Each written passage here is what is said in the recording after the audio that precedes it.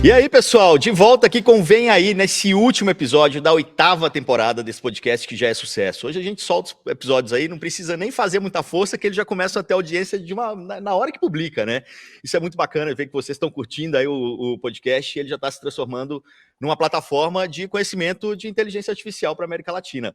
Bom, eu sou Igor Lopes, estou aqui com vocês nessas conversas todas e ao meu lado hoje, Márcio Aguiar, que é diretor executivo de Enterprise para a América Latina da NVIDIA. Prazer ter você aqui conosco, Márcio. Prazer, Igor. Prazer a todos vocês que nos ouvem. Realmente chegando à 8ª série aqui nossa, né? Então, assim, algo que começamos aí para trazer mais inovação, mais conhecimento para esse ecossistema e nada melhor do que fechar essa temporada hoje com um grande parceiro da NVIDIA, né? Então, deixo você aí apresentar esse grande parceiro que a gente tem e com certeza o conteúdo que vocês vão ter hoje vai ser fantástico aí para trazer mais conhecimento para todos. E para vocês verem que não é qualquer convidado, tá? Porque o Márcio, ele é o grande nome da NVIDIA América Latina. Se ele vê, porque o convidado é de peso. Porque hoje a gente tem aqui Magalu Cloud, né? Deixa eu apresentar os convidados. A gente tem o Kiko Reis, que é head da Magalu Cloud. Prazer ter você conosco, Kiko. Prazer, Igor. Obrigado pela oportunidade aí. Obrigado, Márcio. Super prazer. E ao lado do Kiko aqui no telão, a gente tem o Alexandre Mandel, que é diretor de receita no Magalu Cloud. Prazer falar com você também, Alexandre. Prazer é todo meu estar com vocês aqui. Bom, vamos lá, Magalu Cloud, né? Eu acho que tem uma questão muito importante quando a gente fala de nuvem, de Magalu Cloud especificamente, que é a soberania de dados. Eu acho que esse é um tema muito quente. Todos os países hoje se preocupam com isso, né? Precisam ter os dados em território nacional, porque isso traz uma série de vantagens e uma série de questões até de proteção mesmo, né? Uhum. Vamos conversar falando sobre isso, assim, vocês, né? Acho que o Márcio também pode complementar, mas começando com o Kiko, como que vocês começaram a desenvolver a Magalu Cloud, principalmente com essa visão também de soberania de dados? Olha, é interessante você introduzir com esse tema, porque ele não era, assim, soberania não era um tema que em 2017, quando a gente começou a pensar nesse projeto, estava na pauta de todo mundo. Só para dar um pouco de contexto, assim, eu trabalhei por 20 anos entre open source, semicondutores e infraestrutura para nuvem, e na minha última rodada eu estava em Seattle e eu estava trabalhando junto com a AWS, Google, Azure, Oracle, todos os grandes cloud providers, e essa experiência me fez pensar, né, como a cloud era uma mudança de modelo de negócio e como tinha oportunidade para alguém ambicioso no Brasil fazer uma coisa pioneira. E aí começou em paralelo uma conversa com a Magalu, eu conheci o Fatalo e o Fred, e a gente começou uma discussão mais direcionada sobre como a gente poderia começar a construção de uma nuvem nova.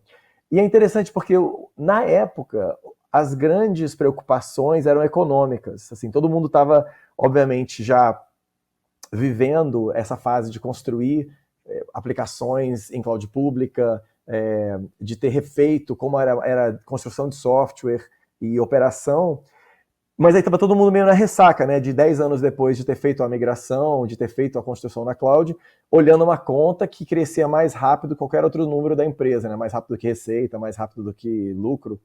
E então a discussão era muito econômica e era uma discussão de como é que a gente faz para habilitar outras empresas do Brasil a aproveitar da oportunidade que a cloud pública trouxe em termos de velocidade de desenvolvimento e qualidade e penetração do digital, mas ao mesmo tempo sem onerar de forma impossível financeiramente as empresas para elas poderem aproveitar, né? Então, não era a soberania de dados que era o tema, né? E você pensa pós-2020 como esse tema se tornou muito central. Mas a gente começa a construção da cloud então no final de 2020, coloca a primeira região para rodar em 21, uma segunda região em 22.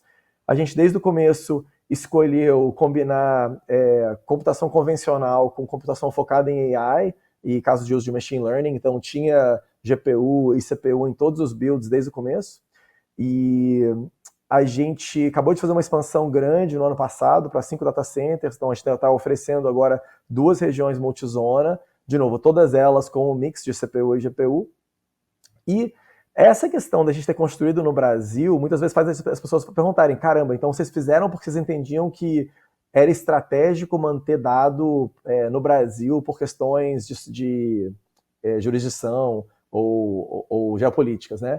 E, na verdade, assim, isso acho que é um dos elementos importantes, né? Você pensar que tem clareza jurídica da sua aplicação, que para muitas empresas como o Magalu é uma parte do core do negócio, mas tem outras preocupações complementares, né? Uma era a experiência do cliente final, de estar próximo ao cliente final em termos de latência, porque você consegue entregar uma experiência muito melhor e essa experiência hoje acaba sendo penalizada porque muita gente hospeda fora do Brasil por custo.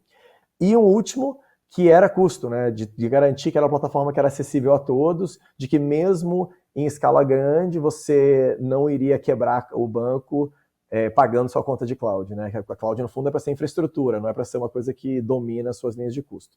Então, acho que o sistema da soberania veio porque o mundo mudou, né, desde 2020. Acho que o Márcio e Igor, vocês estão meio vendo isso, olhando a NVIDIA para fora, e a gente também, assistindo do Brasil o que está acontecendo, ficou com a mesma coisa na cabeça, de que, olha, uma das coisas que não era claro que existia um risco de jurisdição, agora é uma das preocupações que estão na mesa. E acho que todo mundo está meio se movimentando por conta desses 3 grandes fatores. Um é, você quer estar próximo do cliente final, porque você quer entregar para ele algo que de fato entregue uma experiência transformadora que o digital permita. Segundo, custo. E terceiro, uma clareza de continuidade de negócio, né? Que independente do que acontecer com o mundo, que o meu business continua de pé, né? Que eu não estou correndo risco porque tem flutuação cambial absurda ou porque tem uma disputa entre os países que torna essa questão de soberania algo que é de fato crítico, né? É uma coisa que é uma preocupação sempre no fundo da cabeça, mas acho que ninguém pensou nisso seriamente nos últimos 40 anos e agora, nos últimos 3 anos, a gente quase só pensa nesse problema. Não, perfeito. O ansioso aqui começou pelo fim, né? Mas vamos abordar mais esse tema depois. Vamos falar um pouquinho desse começo, desde 2017, né? Desenvolvendo uma nuvem e um desenvolvimento a nível global, né, Márcio? E como ele descreveu aqui, com uma visão muito similar à da NVIDIA, né? Essa questão de democratizar, né, o acesso a essas últimas plataformas computacionais. Não é só a questão de infraestrutura, não é a questão só do hardware, é a questão de olhar o todo, né? Então, assim, a NVIDIA também começou nesse movimento de estar conversando com empresas com a mesma visão que foi compartilhada aqui agora, mostrando essa relação, né, e esse comprometimento que a gente tem com toda a sociedade. Então, assim, tudo isso casou, a gente vem interagindo com eles aí nos últimos 2 anos, por se dizer assim, mas acelerou muito rápido, acho que tem um fit muito grande na visão dos nossos negócios e eu acho que quem vai sair como maior beneficiado vai ser aqui os clientes brasileiros e continuar também com o nosso compromisso de apoiar essas inovações tecnológicas no país. Perfeito. Alexandre, como o mercado tem visto assim a nuvem de vocês, né? O Kiko falou aqui de vários benefícios, né? Latência, o principal deles, preço, enfim. O mercado tem aceitado e tem usado a nuvem da forma como vocês imaginavam? Tem algumas coisas muito surpreendentes, porque realmente a tese que o Kiko estava falando, ela se comprova principalmente em valor. Então, a primeira coisa que os clientes veem é falar, nossa, tem um cliente que a gente está conversando agora que a chance de economia anual dele beira os 7 milhões. Tá? É bastante dinheiro se comparado com as opções que ele tinha até agora. Então, o preço é a primeira coisa que impressiona. A segunda coisa que impressiona é a performance.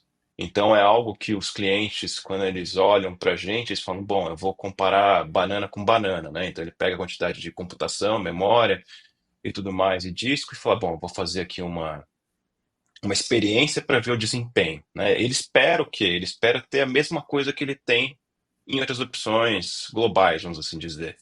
E quando ele usa a gente, ele fala, nossa, mas por que é tão mais rápido assim? E a resposta, o Kiko pode dar até mais detalhes, mas é uma arquitetura muito mais jovem, muito mais bem pensada para os mundos de hoje, e os outros hyperscalers, eles começaram antes, né? Então a gente tem o benefício de ter aprendido com algumas coisas e colocado uma arquitetura muito mais rápida, inclusive para uso em AI com GPU. Então o feedback ele é preço e performance, além do atendimento, que aí eu vou puxar um pouco de sardinha para nós aqui, que realmente é algo que eles não estão acostumados. Quando, vamos supor, vai abrir um ticket de suporte, eles conseguem ter um ticket falando com alguém em português, super atencioso, com o estilo brasileiro de ser. Então, surpreende, eu diria que nesses 3 primeiros pontos aí, além de outros que também estão muito bem calçados.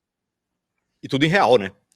Não, o Ficou bem Alexandre tocou real. num ponto muito importante, é na oferta da arquitetura, Aham. porque queira ou não, a maioria dos nossos clientes conhece a NVIDIA, né, pelas GPUs, e quando alugam instâncias na nuvem, em geral, quando a gente se depara com aquele cliente, ele fala da GPU, e eles nunca falam da arquitetura. Então Uhum. a gente tenta educá-los e eles já entraram com essa visão. Deixa eu oferecer as arquiteturas corretas para atender a demanda computacional das aplicações, que estão Perfeito. sempre evoluindo. Então, já nessa pegada, já mostra o diferencial que eles estão oferecendo ao mercado. Perfeito. Kiko, se você quiser comentar um pouquinho sobre isso, e até assim, o fato de você serem uma infraestrutura mais nova, né? Como o Alexandre estava comentando, como desenvolver algo é um investimento muito grande.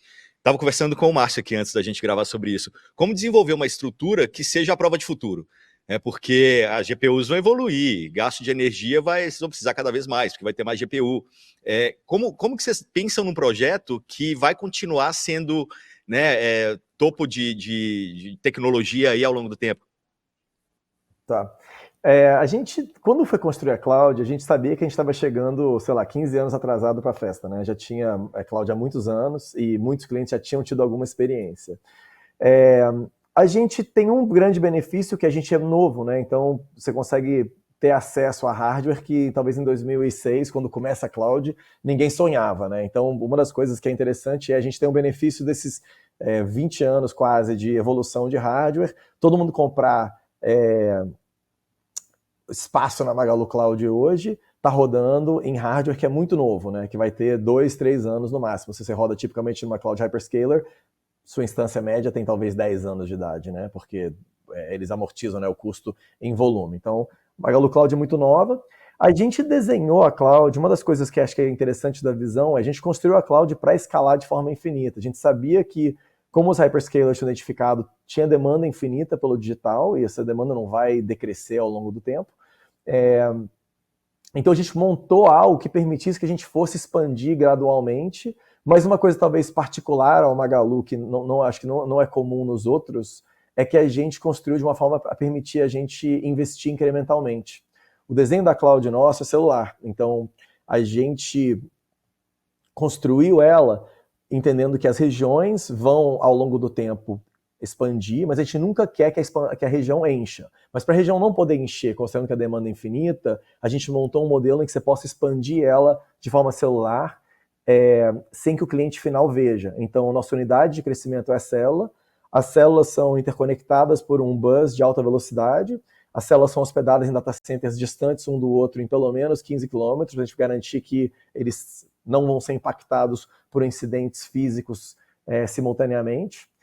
E a gente pensou muito no desenho dentro da célula, na comunicação entre as células, em como garantir que a gente pudesse expandir ela pouco a pouco, dar para o cliente final a continuidade da experiência, para ele não precisar ter que migrar ou desligar e religar o que eles têm de infraestrutura. E aí acho que talvez essa parte que é mais difícil do cliente final ver, porque ele não vê embaixo do capô, que a gente passou mais tempo investindo. Então, a gente sabia que era um esforço grande de software, são centenas de pessoas só focadas em software, pensando nesses problemas que eu descrevi aí.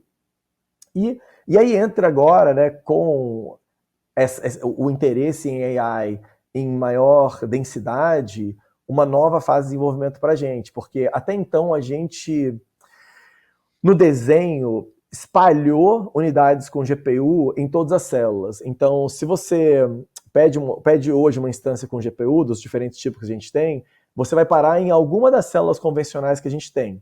As próximas células que a gente está construindo agora vão ter densidade maior de GPU, e aí vai ser interessante, porque vai trazer para mercado uma oferta que acho que quase não existe, tá? Que é uma oferta que é integrada, você vai ter todos os serviços de cloud pública e AI juntos, mas num custo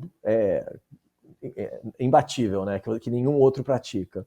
E nessa mesma ideia de você ter uma continuidade de experiência. Você está na região, você vai escolher, ok, eu quero fazer um fine-tuning do meu modelo aqui, e a gente vai dentro daquela região alocar um espaço para você e garantir que você consiga operar sua aplicação desse processo inicial de fine-tuning do modelo até a inferência depois, sem precisar reaparelhar, sem precisar reprovisionar ou mover dado de um lado para o outro. Então, a proposta nossa é, em parte, pensar arquitetura para garantir uma experiência imbatível para o cliente final, assim, para garantir que o cliente final ele realmente possa focar na aplicação e não tenha que se preocupar com os detalhes de como é que está hospedado, e a gente quer o máximo possível tornar isso transparente ou natural para o usuário final.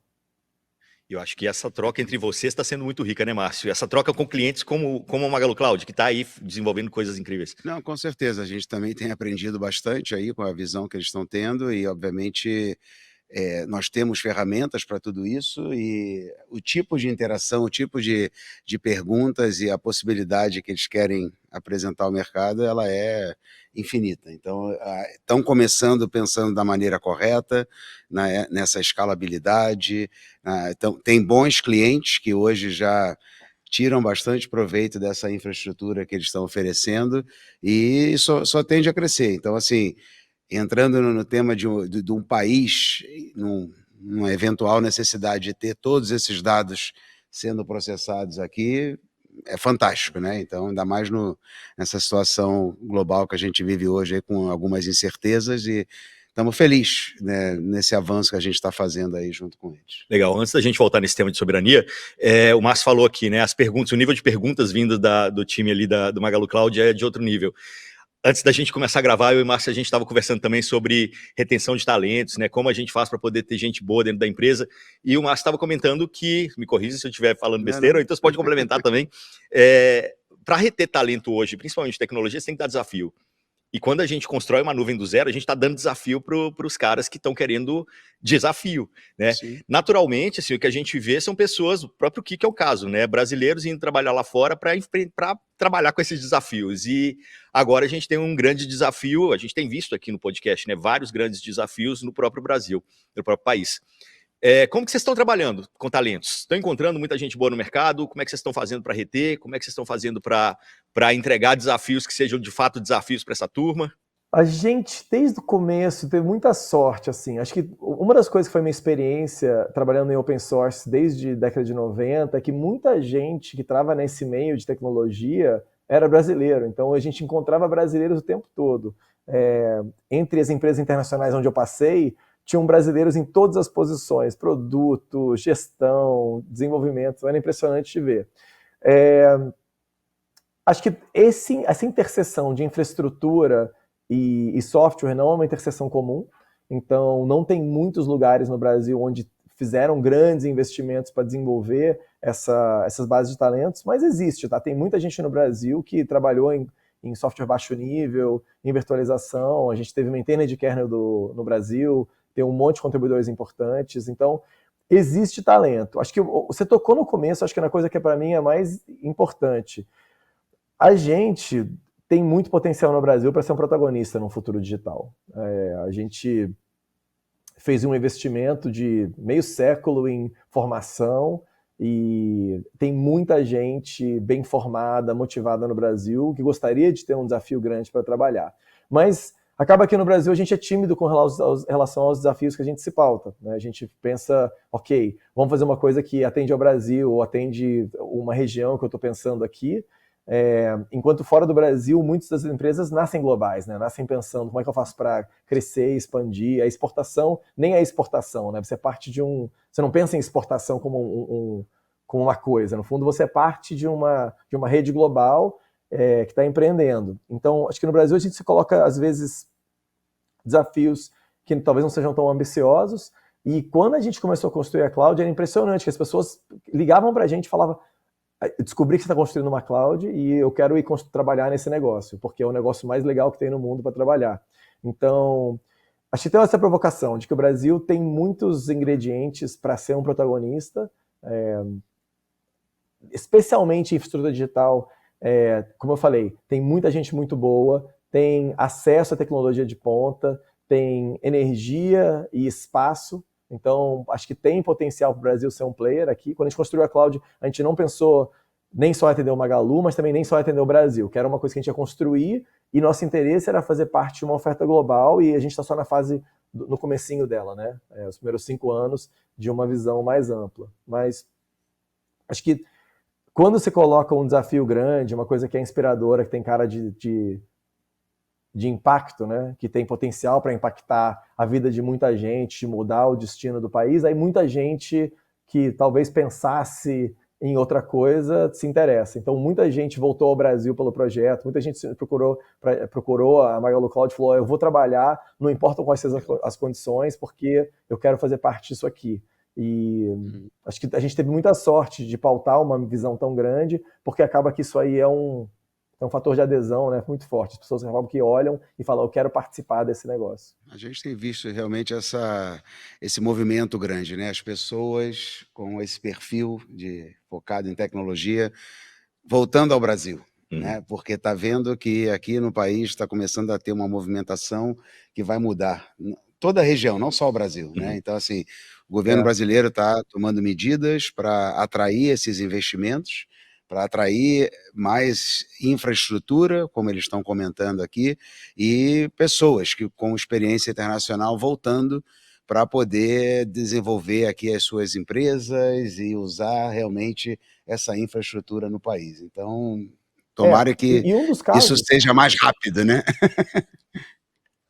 e eu ia falar, um dos casos está justamente aqui na ligação, porque o Mando é uma pessoa que veio para a Cloud justamente com essa visão. Inclusive, a gente falou com o Mando 2 vezes, né, Mando? Você pode contar um pouco da sua história, só para Sim. pensar, acho que exemplifica esse ponto que o Igor levantou, né? Assim, um ponto interessante, eu trabalhei quase 12 anos na AWS, eu fui um dos primeiros funcionários aqui na América Latina e trabalhei também nos Estados Unidos por quase 3 anos, assim como o Kiko. A oportunidade que a gente está tendo aqui com a Magalu Cloud, ela é ímpar, porque penso que se você é um engenheiro e tem uma formação em computação, por exemplo, e você quer trabalhar em um projeto de larga escala, você tem, então não tinha muita oportunidade se não correr para um hyperscaler, né? E aí você tem todo o processo, e aí quando você atinge uma maturidade, eventualmente você acaba indo trabalhar no headquarters, né? Nos Estados Unidos, por exemplo, que boa parte deles são, se não são todos. É uma experiência muito interessante, sem dúvida, mas olha que curioso, aqui na Magalu Cloud, eu falo pro Kiko que aqui eu estou tendo um MBA de Brasil.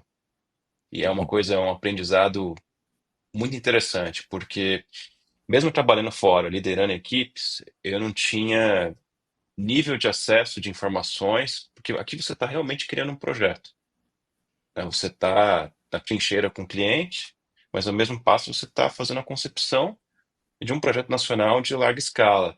Esse tipo de oportunidade, se você parar para pensar 5 anos atrás, não existia. Então, é uma coisa realmente única que, assim, se o brasileiro ele olhar, são poucos os exemplos de casos nacionais que conseguiram criar essa história, principalmente de tecnologia. O mais fácil que vem na minha cabeça é por causa da própria Embraer. E a própria Embraer, ela também teve dificuldades no começo para vender no próprio Brasil, é uma potência lá fora e agora realmente no Brasil também está tendo muito sucesso. Então, é uma indústria nova que antes a gente não tinha, além das startups que tem muito sucesso e tudo mais, mas em cloud não tinha opção antes no Brasil, agora tem com a gente. Perfeito. Vocês comentaram aí, né, de Brasil, protagonista em tecnologia. Vocês estão tendo muitas conversas com o governo. Sei que vocês tiveram uma bem recente aí, que foi muito boa. Queria que vocês contassem um pouquinho aí para o pessoal como que tem sido essas discussões lá em Brasília. Quem vai? Deixa eu deixar o Mando começar e eu posso complementar aí. Boa. Olha, existe um alinhamento de prioridades. Obviamente que o governo brasileiro ele está muito ciente da questão da inteligência artificial, isso é muito claro. Se você olha o plano do PIBIA, ele foi muito bem desenhado para cobrir não só a capacitação de pessoas, porque se a gente não tiver pessoas que entendem de inteligência artificial, a gente vai ser um mero usuário, né? Então, o governo ele está trabalhando nessa linha, da mesma forma como ele também está muito antenado para que exista uma indústria de inteligência artificial no Brasil. Então, as nossas conversas, todas elas estão muito alinhadas com esse objetivo. É isso que eu posso dividir nesse momento, tá? Então, realmente existe um alinhamento de prioridades, desenvolver talentos no Brasil, da mesma forma como criar essa indústria no Brasil com players nacionais. Então, a gente está realmente caminhando na mesma direção. Aí, Kiko, eu vou passar essa bola aqui para você. Assim, a gente construiu a cloud para o mercado, assim, não é que a gente construiu esse negócio pensando em um segmento específico da sociedade. Como o Mandel falou, acho que aconteceu um alinhamento de interesse, assim, acho que o governo está entendendo que essa é uma área, IA vai ser uma área que vai esquentar muito e vai transformar indústrias e, consequentemente, países, e quer ter certeza de que o Brasil está aproveitando esse investimento que foi feito ao longo do tempo em formação de pessoas e em estruturação econômica, né? Então, acho que tem um elemento de interesse legal. A gente vai fazer muitas coisas surpreendentes. Assim, acho que o nosso papel aqui, no fundo, assim como foi a surpresa a Cloud, vai ser surpreender as pessoas com produto e com iniciativas. Então, acho que eu estou muito emocionado assim, de ver como essa ideia que a gente começou lá atrás a cozinhar está agora em grandes pautas, né? O Mando está falando com um monte de cliente grande, os clientes estão falando, olha, a gente está muito interessado em vir, vamos começar a rodar esse ano já coisas importantes. E outros protagonistas, né? Os governos, outros players fora do Brasil, olhando para a gente e falando, olha, entendemos o que vocês estão fazendo, a visão comporta para onde o planeta parece ir, então a gente quer ter um relacionamento com vocês e não esperava isso quando eu comecei, tá? Em 2020 eu esperava que fosse demorar muito mais tempo para esquentar a consciência de que infraestrutura digital é um bem que a gente precisa realmente ter inovação constante e variabilidade assim no fornecimento. Então, andou muito rápido. Eu fiquei muito impressionado com o tipo de conversa que a gente está tendo e com a relevância que está tendo. Assim, a expectativa minha e do Magalu era que demoraria mais para desenvolver. Então, a gente está muito impressionado com como andou rápido. E a gente também, só para complementar, a gente também tem algumas métricas de mercado, né, em relação aos desenvolvedores, às startups, como a NVIDIA oferece muitos cursos de programação, né, novos conceitos computacionais, a gente tem visto um crescimento de 10% mês após mês, o número de novos desenvolvedores. Hoje nós temos, dentro do programa Developer, pouco mais de 100 mil desenvolvedores que, de uma maneira, acessam esses programas, né, as APIs, os frameworks da NVIDIA. Dentro desses 100 mil aí, a gente tem visto uma média de 1.000 novos desenvolvedores entrando nesse programa e começando a entender, porque sem esse conhecimento, isso não funciona. E não só isso, países vizinhos, a gente tem visto também o número crescendo na Argentina, no Uruguai, no Chile, que são profissionais que, no momento que a gente tenha mais oferta de infraestrutura no país, muito que provável, vão migrar para o nosso país, porque eles estão em busca de ferramentas para botar em prática o conhecimento deles, né? E na temporada passada, a gente, inclusive... Desculpa, pode falar, vai lá.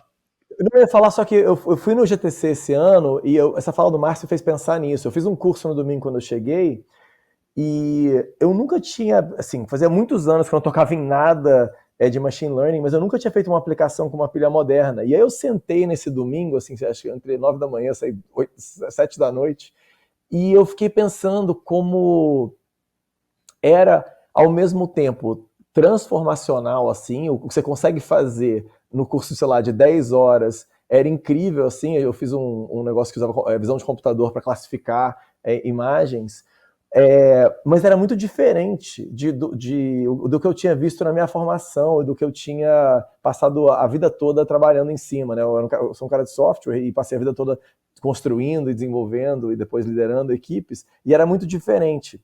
Então, acho que uma das coisas que me chamou a atenção era, primeiro, que era acessível, assim, que era aproveitar a IA, era um negócio que fazia muitos anos que não olhava nada nessa área, consegui pegar e fazer uma coisa que era útil no fim.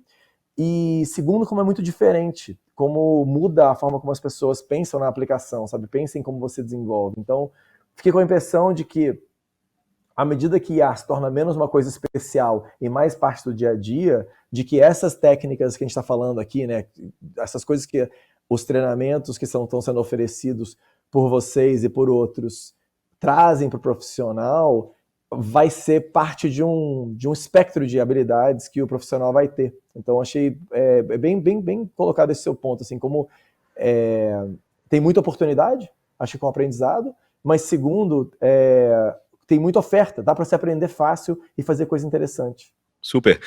Inclusive, eu estava lembrando aqui, na verdade, o Ale aqui que me lembrou, produtor do podcast, que na temporada passada a gente teve um case que é da Scala, né, que está construindo uma super fazenda de data centers lá no sul, e é um grande investimento também, bem alinhado às estratégias do governo, e é muito legal a gente pensar nisso como investimento, né, agora também vendo Magalu Cloud, que energia no Brasil ela é muito mais disponível do que em outros lugares, e também um grid bem limpo, né, de energia. Isso acaba fazendo com que a gente ganhe aí, de uma certa maneira, uma frente para ser futuros vendedores de tokens, talvez aí no futuro, tipo, grandes vendedores de tokens. O que vocês acham? Só precisamos ser mais ágeis, porque nós estamos falando aqui de tecnologia que evolui muito rapidamente. Nossos países vizinhos também estão na mesma pegada, na mesma movimentação de atrair esse capital estrangeiro, de desenvolver capacidade interna. A questão aí é agilidade. Como foi comentado aqui pelo Kiko, a tecnologia está ao alcance de todos. Então, assim, como a gente fala para as empresas, não é a maior empresa que vai ganhar nessa jornada, é a empresa mais ágil que vai ganhar. Mais ágil e com visão, como ele está comentando aqui, a visão da Magalu Cloud, entendeu? Então é isso, as pessoas têm que sair um pouco daquele padrão de raciocinar que é muito fechado. A gente acha que como brasileiro nessa hora é muito cauteloso, né? E não é ser também aventureiro, mas eu digo assim, acelerar mais essa tomada de decisão é o que a gente tem visto aí nessas interações com eles. Como ser mais ágil? Como ser mais ágil, acreditar na tua visão, estar cercado de pessoas boas, com conhecimento, e o famoso gut feeling, né? É você que sabe. Não tem essa, por quê? Qual é a tendência disso, daquilo? É difícil a gente falar, porque como empresa, a NVIDIA sempre tem um foco de ser a pioneira. Então a gente quebra a cabeça também, a gente aprende muito, mas a gente está na frente, entendeu? E vamos continuar assim. Então, assim, é acreditar. Nem tudo vai dar certo, mas eu diria que a maioria das tentativas vão dar certo. Boa. E quando der certo, quem ficou na cautela vai falar, agora deu certo, agora eu vou. Então, você vem atrás, porque eu já estou lá na frente. Concordam, E a gente pessoal? está num ponto, a gente está num ponto de inflexão agora também, porque pensa da seguinte forma: o jovem que está entrando na universidade agora, ele vai aprender a usar AI. E ele já usa, né? O professor nem precisa pedir, que ele já está usando por trás para tirar dúvida de quem entrou em engenharia, vamos supor, tirando dúvida de cálculo com chat GPT. Eu não sei se é a melhor forma, mas enfim, está usando AI. Isso quer dizer que daqui a pouco a gente vai ter uma massa de mão de obra, né, que vai ser altamente usuária de AI. Se a gente depender unicamente de pods internacionais para usar isso daí, a gente vai ter um problema muito sério. Eu acho que muita conversa que a gente está tendo é que existe já um entendimento nacional que a gente não pode simplesmente só criar infraestrutura sem ter realmente provedores que vão fornecer infraestrutura como um completo para o usuário final. Então, a gente não pode ser simplesmente um criador de energia limpa, né, exportando isso, de certa forma, para alguém que vai nos vender o serviço final muito mais caro. É igual a gente produzir petróleo, mas refinar fora e comprar e importar diesel, né? Então, essa conversa que acho que já existe um alinhamento nacional de que isso não pode mais acontecer, principalmente com essa indústria que está se formando agora. Pensa da seguinte forma: a próxima geração que vai sair da universidade agora já vai sair pronta com AI. Então, tem que ter realmente uma infraestrutura nacional de uso disso daí realmente muito grande, né? É um ponto de inflexão que a gente está agora. Sim. Legal. Kiko, você ia complementar? Eu acho que esse ponto que o Márcio levantou, acho que é o mais crítico, assim, a gente tem que tomar essa decisão de que a gente quer ser protagonista, né? Acho que a história da NVIDIA é muito doida, né? O Jensen fazer essa aposta em umas duas revisões de arquitetura iniciais, bem lá no começo. Quem conhece a história da NVIDIA sabe que teve uma grande decisão de como mudar a forma como a GPU funcionava bem no começo, né? Era uma área em que basicamente não existia clareza de para onde ia, e ele manteve essa clareza de visão por muito tempo, né? Essa ideia de que a computação matricial ela é crítica, ela vai ter aplicação importante, e aí essa clareza de visão e a persistência, no fim, é o que entregaram para ele a posição em que ele está hoje. E a gente vê isso também, que o Brasil tem esse potencial de ser um protagonista, e essa decisão é uma decisão muito importante. É uma decisão meio de nação, né? Porque se você fizer aos poucos, se você não fizer com essa decisão muito clara de o que você quer ser, você vai construir uma parte, mas não o todo, né? Então, você pode construir data center no Brasil, mas data center é um business de locação, né? Meio de baixa margem. Ok, tem um elemento de tecnologia, mas não é onde o dinheiro está de verdade, né? Então, como o Mandel falou, é fácil você, de novo, gastar energia em construir um pedaço da história e não reter margem, né? Quando a gente foi construir a cloud, uma das premissas nossas era fazer a pilha inteira, porque a gente sabia que muito do dinheiro está capturado nas camadas superiores, né, onde a tecnologia é mais avançada, onde tem mais software, mais contribuição de software, né, que meio que alinha também, acho que a visão da NVIDIA, né, de oferecer uma pilha completa, porque sabe que o valor entregue vai além, né, do que o elemento de hardware instalado dentro de um servidor, instalado num rack, num data center, né. Você tem como o usuário final aproveita aquilo lá, né, como é que você encurta o caminho para compra do equipamento até entrega de valor. Então, se a gente tomar a decisão certa, né, que eu acho que é pensar na pilha como um todo, é habilitar caso de uso, habilitar que realmente se faça proveito dessa infraestrutura construída na construção de soluções que melhoram a sociedade como um todo, aí acho que a gente fez certo. E essa decisão é o que está na mesa agora. Pessoal, para a gente finalizar aqui a nossa conversa, sim, todo mundo está falando de IA, mas é muita espuma também no mercado. Como que vocês estão vendo a IA impactando de fato o ecossistema? Assim, tem muita coisa sendo feita, tem muita gente aproveitando a inteligência artificial da maneira como poderia ou deveria. Como que vocês estão enxergando o todo, assim? Bom, no Brasil, tá? A gente tem que também diferenciar por atuação global, a gente está falando aqui do Brasil. Aqui no Brasil a gente tem visto bastante empresas começando aí na sua jornada de IA. Muitas ainda sem aquele conhecimento próprio de tirar proveito das plataformas de software que a gente oferece, das arquiteturas de hardware que a gente oferece. Então, assim, a gente tem um trabalho muito educacional que contribui muito para essa formação desses novos profissionais e empresas, né? Então, por isso que a gente tem esses diversos programas de capacitação, programas de aceleração às startups, e o que eu vejo, né, como empresas como Magalu e outros players que estão aí se posicionando para oferecer uma infraestrutura profissional que vai atender realmente essa jornada dessas empresas, porque, de novo, a IA, vamos dizer assim, ela está começando, né? E outro dia eu ouvi uma coisa muito interessante, como se fosse uma corrida de Fórmula 1.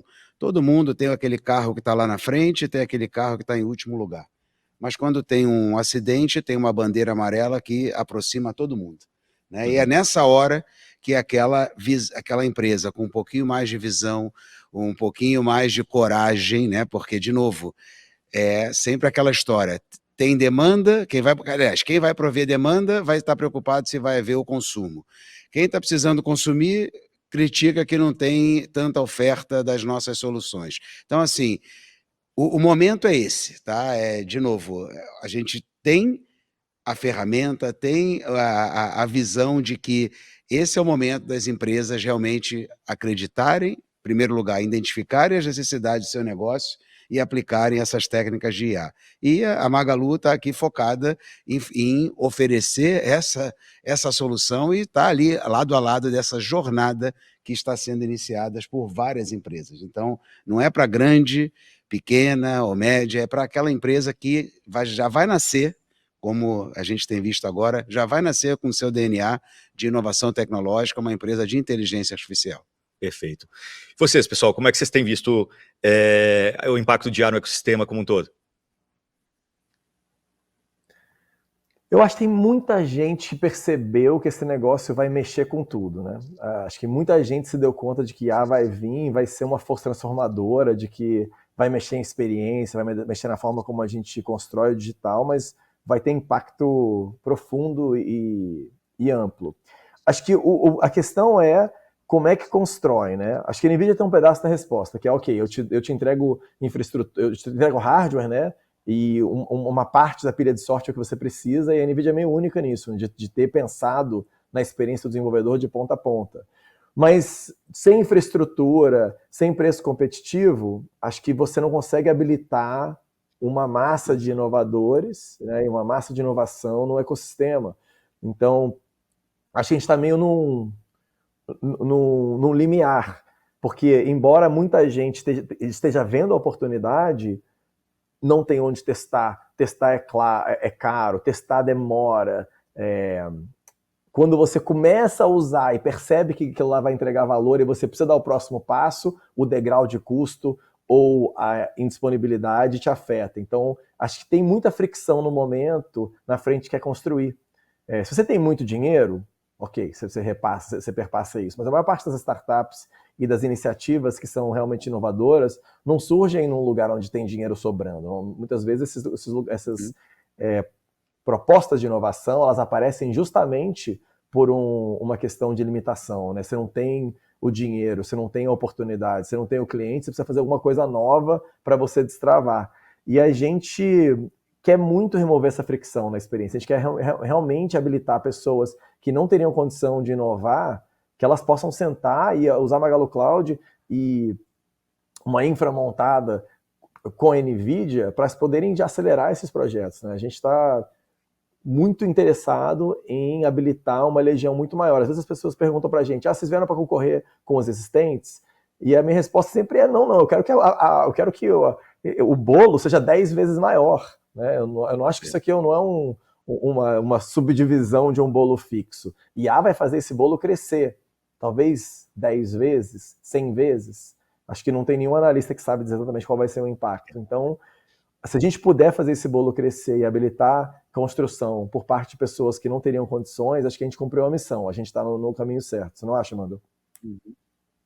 Total. E tem um ponto muito importante agora, que muitas startups com dinheiro para fazer investimento não estão tendo acesso à infraestrutura. A gente não está Exato. falando de As poucas que 100 têm mil, dinheiro, 200 né? mil, Mesmo as poucas que têm dinheiro, incrível. não estão tendo acesso. Então a gente está lidando com um contingente de pessoas, de empresas que estão chegando e falando, olha, eu tenho X milhões aqui para investir em AI, eu quero fazer uma reserva de capacidade e estão tendo um problema.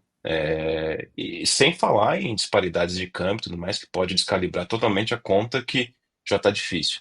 Então a gente está habilitando nessas empresas agora a conseguirem rodar com tranquilidade em reais, realmente com garantia de que vão ter a infraestrutura para eles. Então, realmente esse projeto nacional aí, ele é muito importante, porque se a gente não fizer isso, de novo, não vai ter indústria, as nossas startups vão ter dificuldade de acesso, né, de garantia de acesso a essa infraestrutura, vão ter algum acesso, mas não a garantia.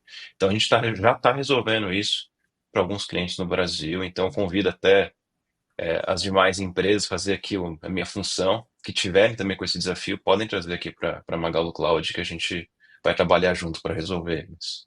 Perfeito. Bom, inclusive para facilitar o contato, a gente vai deixar aqui do lado tanto o LinkedIn do Márcio, do Kiko, do Alexandre, para vocês entrarem em contato, também o link da Magalu Cloud aqui, para facilitar toda essa comunicação, todo esse entendimento aí do produto. Podem entrar lá e explorar bastante. É isso, pessoal. Agradeço demais a presença aqui do meu lado do Márcio Aguiar, diretor executivo de Enterprise para a América Latina da NVIDIA, o Kiko Reis, que é head da Magalu Cloud, e o Alexandre Mandel, que é diretor de receita no Magalu Cloud. Pessoal, muito bom, prazer falar com vocês. Sucesso cada vez mais aí na Magalu Cloud. Valeu demais, Márcio. Obrigado. Até a próxima temporada, hein? Isso aí. Tem próxima temporada em breve, hein, pessoal? Valeu. Valeu, pessoal.